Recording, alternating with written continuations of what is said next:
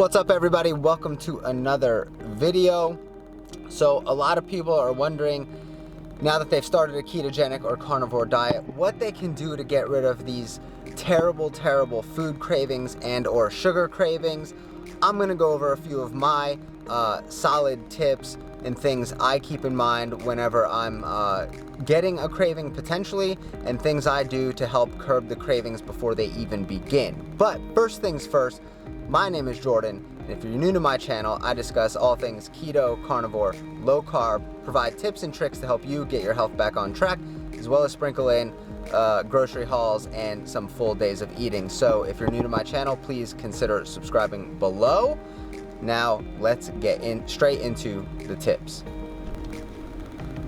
All right, so first things first is going to be something really not thought of too much and extremely hard to do, especially if you watch cable TV of any sort or are frequently watching really any TV, and that's going to be to avoid food marketing as best as you can. It is consistently on the television, so for me, I have two small children.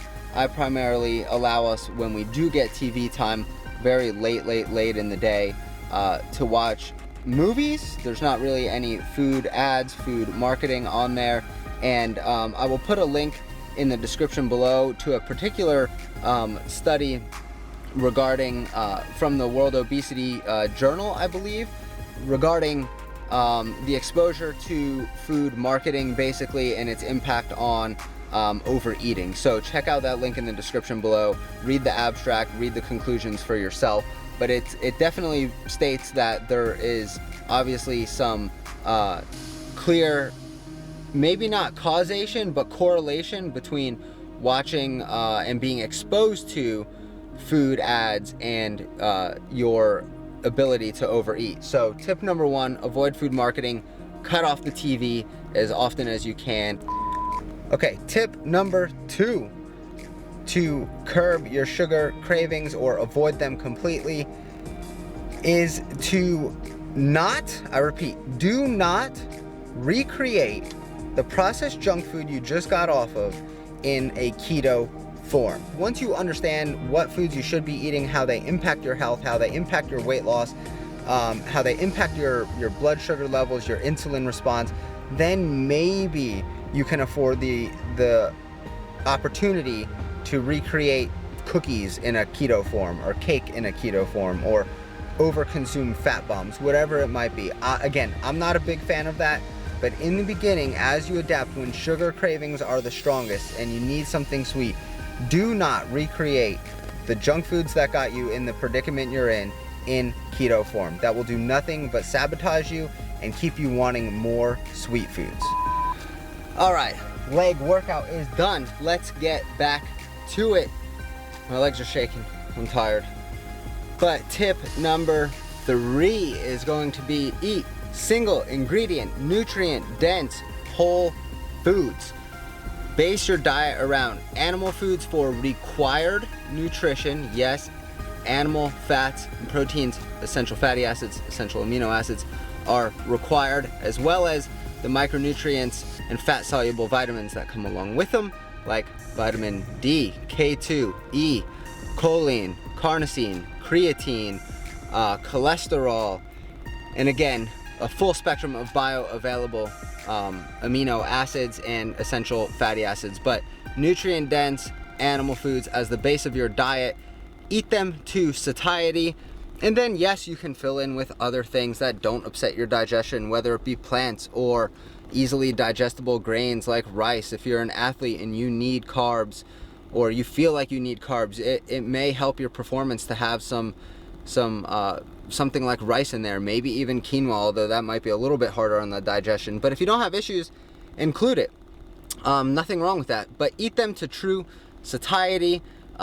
Natural foods in their whole unprocessed form are definitely going to signal your body and hormones in the proper way, in a way where you are not storing excess energy because you are unable to eat excess energy due to the satiety mechanisms in play and the hormone reactions to these natural foods. Tip number 4 will piggyback off tip number 3, and that is to include the foods that you enjoy eating the most, but are also results driven. Now, obviously, I enjoy eating, maybe not obvious, but chocolate and cookies. That is not going to help me reach the results I'm looking for, so I'm not going to include those in my diet. But on a ketogenic, carnivore, even paleo style diet where you're eating single ingredient whole foods, eat the foods that give you the most pleasure, or prepare them in a way that gives you the most pleasure. If you need to put spices and seasonings on your foods, then just put it on there. In the long run, that's going to be a lot better than getting some sugar cravings and binging on sweets. So prepare the foods that you like the most in order for them to help you stick to the diet long term, because a way of eating that doesn't allow you to stick to it is going to set you up for failure. So eat foods you love. If that's 5 varieties of foods, stick to those 5 foods. Don't let anybody tell you, oh no, you have to have MCT oil.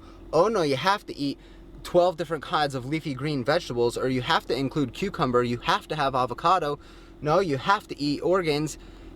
Are some of those things beneficial? Most definitely they can be. Can they also be included in a diet to help you knock off your sugar cravings? Definitely. But if you don't find them super satiating, super palatable and tasty, or you can't make them in a way that you find tasty, then they're not going to do you any favors. So don't worry about it. Don't have them. All right, so back home, cleaned up a little bit, and we're going to get right into tip number 5, and that is going to be to clean out your pantry, again, to the best of your ability, right? There's generally more than one person in the home.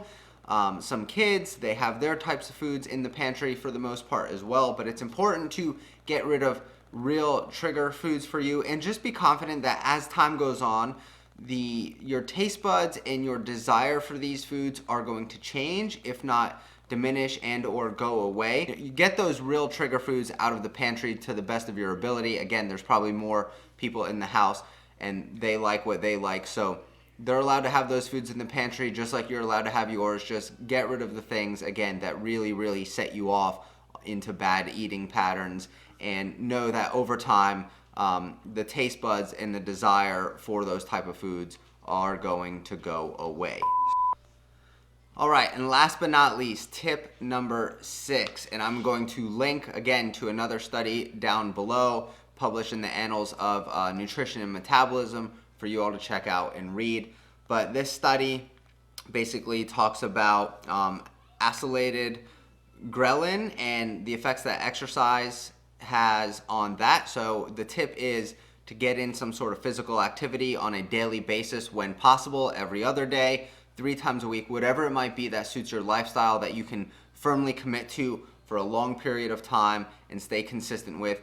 Get in that exercise, because acylated ghrelin, and I'm probably going to read a clip or 2 out of this, is what we generally know, or what they found in this study, to be more directly linked to the feeling of hunger. Ghrelin is your hunger hormone, stimulated by the gut, but this acylated ghrelin more specifically is suppressed during exercise, and this particular study was during running and resistance exercise. So lifting weights and or cardio, whatever it might be, get it in. The study then goes to say that protein or peptide YY is known to have strong appetite suppressing effects, and several studies have reported that plasma PYY, blood levels of protein YY, are increased during aerobic exercise in both lean and obese participants. And again, there's a link to the study